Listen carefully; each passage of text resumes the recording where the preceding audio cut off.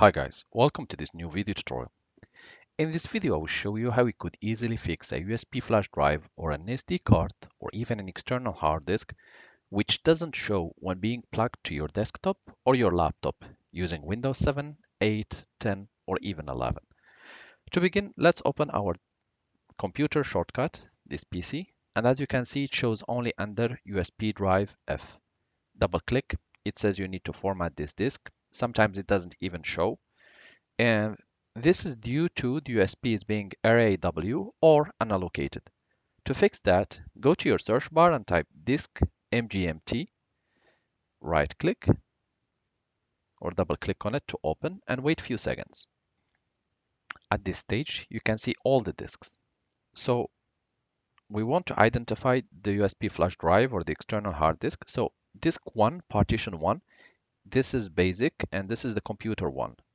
We can check by size. So this is 260 mega. This is a Windows 1. We will not touch it. The 1.28 giga, that's disk 1.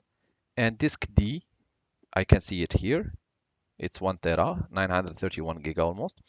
And the final one, I can see it here, disk 2. So as you can see here, we have disk 1, disk data D, Windows C. However, this disk 2 doesn't show anywhere here. And it shows as unallocated. So right click, new simple volume, next, next, assign the following drive. You can change it as you like. Next, here you can either choose to format or to not format. For me personally, since it's empty, I will just choose to format. And even if there is any data, it's nothing important. I will click next, finish. I will wait a few seconds. Just look here, it should show once the format is completed. So 5, 4, 3, 2, 1.